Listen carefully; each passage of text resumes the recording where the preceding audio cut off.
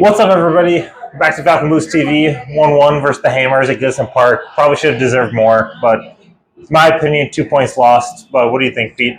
Well, it was maybe 2 points lost, but when we went into the game, but at the end, it was a point game because, I feel like we didn't really offer anything in the second half, and we were pretty lucky to get away with a draw at the very end. So I think it was just a story of just the lack of quality that we have up front or in the final third. I think Bowen and Suchek just just that level of quality that we don't really have. Not right now. Maybe in the next couple of weeks when Broya gets back in and some of the other guys come back in from fitness. But we're just for all the effort, it was just we didn't really come back close to scoring. To me, I think I actually like this Everton team under Moyes. They work hard, but first half we look good. Second half, that's just a disappointing goal to concede because Bowen does Bowen things, and then Suchak places it. Good shot, but it's just disappointing to me. Yeah, I didn't think they were. I think it was Tarkovsky was just didn't quite get there fast enough. I was just trying not to give away the foul, but. I would like to see that foul again, though, the penalty, the disallowed penalty goal, because I thought he had his leg clipped, even though it was accidental.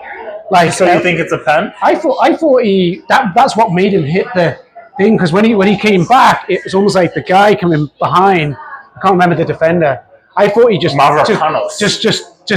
clipped his the back of his leg, but that would have been a pretty brutal penalty anyway. Every time I think of a penalty we concede, I'm thinking of if we conceded that, or we get, excuse me. If we conceded that, would I be upset? And if we conceded that pen, I'd be upset. So that's why I'm okay with it not being a penalty. Yeah. But anyways. And then, Jacob Bryan. He's my new favorite player. Pete's in Beto now. We're close to the Everton Beto kit on the wall there. You guys can see it. I don't know about that. I think he might have had his chance. I think you can just see that the difference in quality between. I mean, we'll see what happens towards the end of the season because I guess Broya is on a. He's on a loan. He's on a loan this year. He's on a loan. Schmidt, I don't know how many years we have with him. Well, at least they signed Schmidt, so you've got to if you're gonna. There's nothing to play for. You might as well, to be honest, you might as well just start playing Schmidt because he's the future player. I like him personally, but he hasn't really had an opportunity since he's been at the club really, with Calvert-Lewin being in front of him, and then massive injury layoff. But I think Broya's the one who's actually got I think he's a proven quality player. Even just from the little touches you see on him, on the ball, he just looks like a head and shoulders above everybody else. So, I think. I like Beto's efforts, but it's just he's. I mean, it's hard because it was a little bit like old Everton where the striker was just feeding on scraps. The balls into the box just weren't good enough. Mikalenko, terrible. Jack Harrison was awful again. Oh my god! And I know hate Jack. I know he scored last week, which is a kind of a. Look, do you know what? He seems like a really good guy. He tries his arse off. But it's he's so one-dimensional, and just sometimes the easy, just make he pauses or and then the move or the pass is already gone. And I think that happened quite a bit today with Everton, where there was a few, I think better players would have just made that pass instinctively quicker. And I think I think there's another one that Beto did. They're just guys who just held on the ball for a little bit too long, where the pass was on. And you're not going to get that many opportunities. West Ham are a decent defensive unit, and I think we just needed to be a little bit more cutthroat up front. Yeah. So going into the transfer window because it's March, where do we improve? You're talking about a striker. I don't know. It depends what they're going to do. I think you might. I think DCL we move on. He's gone. I think we move on from that.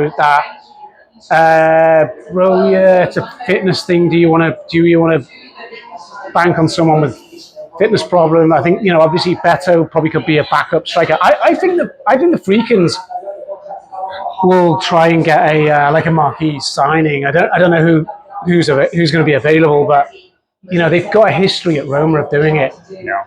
So it'd be good, I think if we can get like a big name number 9 in for the new stadium, I think that's what they'll try and do. I think, Bill, you've got a solid defense, you've got a good, great goalkeeper, getting a marquee signing, and then I think we just need to, and Ndai's going to be back.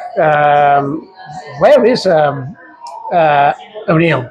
McNeil. I haven't heard anything about Njai or McNeil. So you're going to have those guys. But yeah, hopefully we can sign Alcaraz for sure. Yeah, he should have scored the fucking winner. Yeah, he just snatched at that thing, and also he's been running his ass off all game, so I'm not surprised. But I think, it's just like Mikolenko had a proved left back.